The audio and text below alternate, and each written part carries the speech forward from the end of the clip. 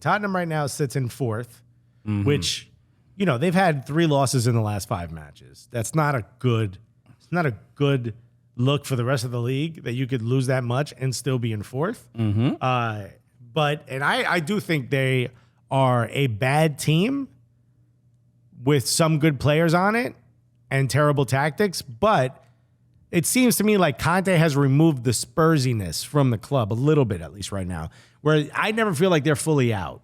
Yeah, there's a little bit of confidence and belief. Or like you never count them out. Whereas before, you would be like, oh, they'll find a way to fuck this up. But now you're like, nah, they might come back. I thought the game against who they play.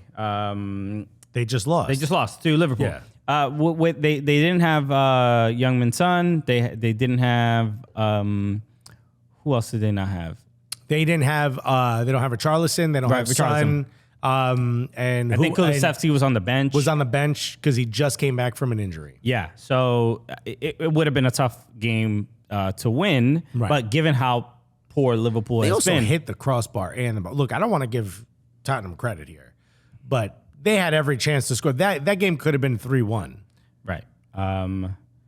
So I think they are not. I don't think they're that bad a team. I think they are in like. I don't think they're a good team. They're extremely boring to watch, and they have one move.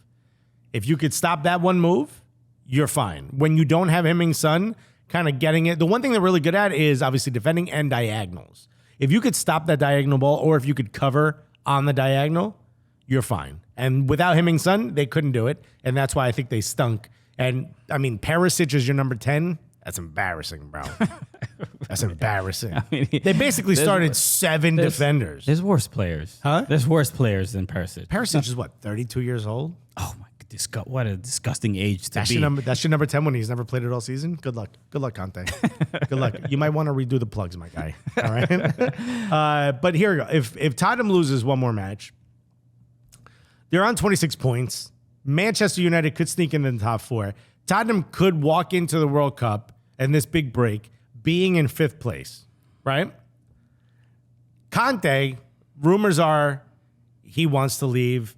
Juventus has not mentioned it, but the rumor is Juventus is interested. Other Serie A clubs are interested. Conte doesn't look like what Harry Kane has a year and a half left on his contract. It doesn't look like he's going to sign an extension. It looked like he got finessed a little bit on this last contract. It looks like he's going to be able to walk away from, I don't know if he'll be sold, but he'll be able to walk away. Yeah, you heard the rumor. They keep asking about Bayern. Dude, Bayern has openly stated they want him. Bayern gets who they want, and Bayern needs a striker. He would destroy. Bro, it would be embarrassing. I like to the degree where I think he can break like Lewandowski's goal scoring record in Bundesliga. Easily. Yeah. Easily. And I think Lewandowski's incredible, but dude, Harry Kane? Yeah, Harry Kane. Yeah. With Sadio Mane? Dude. Serge Gnabry? Other players? Other players I do not know? Davies? I'm running out of players, bro.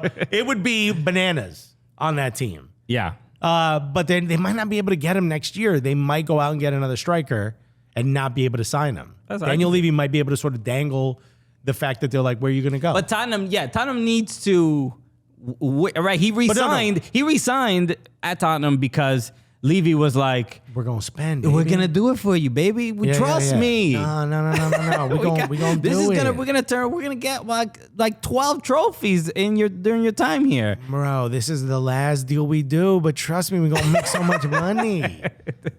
And it's just constant disappointment, right? I mean, he shows up, I think, for his club, and it doesn't seem like that's it. It doesn't. I'm not going to put it on all the other players, but they just seems to be this kind of like the when the Red Sox had the Babe Ruth curse, right, or whatever about Bambino of not winning the World Series, and then at some good old year, at some point it really does get into your head where you're like, yo, I think we're actually cursed. I don't want to believe in this stuff, but up until when the Red Sox finally win in like 2004. It was in Jeter's era. So yeah, it was like 4 or 5 or whatever. When did the Red Sox win or whatever? No, it was way after that. It was like 07, 08. way Whatever. out. 3 years, way out. Bro, like at least half a decade after. You know, because like when you're young, Yeah. years are like really like a day. Feels And like I a year. still am. People are saying Son leaving would be crazy with Kane. About them leaving at the same time. If they left to the same team, imagine Bayern just bought them both. Well, they can't. They can't. That's I mean, can't is such a strong term, you know? It won't happen, but do you think Conte leaves? If you're Conte, what do you do besides shower every time you have to put on a Tottenham shirt? I would have to see what is the motivation to be a manager at any particular club, right? You either want some clubs have a lot of history, some clubs Okay. you just have okay, Think right? about that. Some clubs will just be paid a lot of money. You can make a good amount, especially Conte's on a good contract. Right, there. right. And then the other one is like Bielsa style. Let me go to a club that is not very Right. I could big. fix him. Right. But the fact that I have complete control over right. a lot of the club's decisions gives them a sense of Bielsa's like, I'll be a god here if I get them promoted. exactly. Yeah. So that's kind of for these top tier managers, these are kind of really the decisions you're making. Like you want control, you want money, or you want prestige. Okay, is he going to be given the prestige? Is not there with Tottenham. Not at all. Beautiful stadium. I'll Lovely. give you the credit. No real history there, right? Do you get money? It's a history, but it's sad. It's sad history. It's sad. There's a lot of violin music playing when you go over it. But do you get money? You do, but at the cost of the succeeding. Yes. Is Antonio Conte, does he need money? I do not believe he needs money. Does he want to continue winning and keep that name of his where he is prior to going to Tottenham considered of the ilk of your Ancelottis, of your Mourinhos, right? Do you not suffer by being associated with a club that may not put the pieces together for you to win? Yeah, of course. Losing affects your brand, right? I'm sure he doesn't want to be associated with that for too often, and it's unmotivating and disheartening. So I don't know. I mean, it's a matter of how much does he want to push through. How long of a leash does he have for the club to find some success? It doesn't seem like any manager has that. Look, the Southampton manager just got Hasenhüttl, just a lovely name to say. What a great name. Let me get a Hasenhüttl with some Biscoff.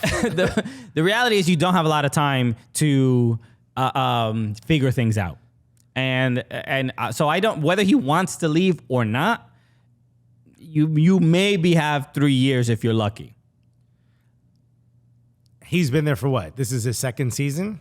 This is his second season, right? He came in mid-season, or is this his second full season? I think he came in mid-season, but I don't remember. Regardless of the fact, I don't see him staying. I know I did the same thing. I don't see Daniel Levy putting together the pieces for him to be able to win. I can't imagine Harry Kane wants to be a part of this process much longer. So and him Son has already been rumored to want to leave, especially when you're getting interest from clubs like Real Madrid. Yeah. Why would you stay? I mean, maybe it's just going to take either some new players to breathe in some life into the club, or I don't know. It's hard to say. I don't want to say like Spurs are just cursed or something like that. They've had a history of good players. The last 5-6 years, they made it to the Champions League final and lost. So it's not like there hasn't been success, but they're just not getting it done. I don't, it's hard to kind of explain, but I mean, it is, they can't compete with City and Liverpool with that level of that standard is just so high and the money is so high. And okay, but forget the rivalry, but why, how could Arsenal do it? But why can't Tottenham do it? I think it's so what does doing it mean? Because Arsenal have not really been that successful either. Top of the league. Yes, right now. Completely rebuilt the culture of the club. Completely rebuilt the squad. So that's what I would say. I think they rebuilt the culture of the club after it was suffering after Arsene Wenger left. So, well, hold on. Then that goes to the credit of Edu and Mikel Arteta. right. So if you're going to give them credit for rebuilding the squad, and that's what's turned Arsenal around, then what stopped Tottenham from being a part of this turnaround, which seems like it should be happening with the new stadium, with sort of this newfound confidence with top-level managers. And Nick Red said mid-season they fired Nuno Espirito Santo, who I completely forgot even managed this team. Right, yeah. If you now have this sort of the beginning stages of this turnaround, then what's stopping you from being a part of a bigger turnaround, what's stopping from you completing a bigger turnaround is a squad and a feeling around the squad of renewed sort of confidence that is pointed directly at Daniel Levy then.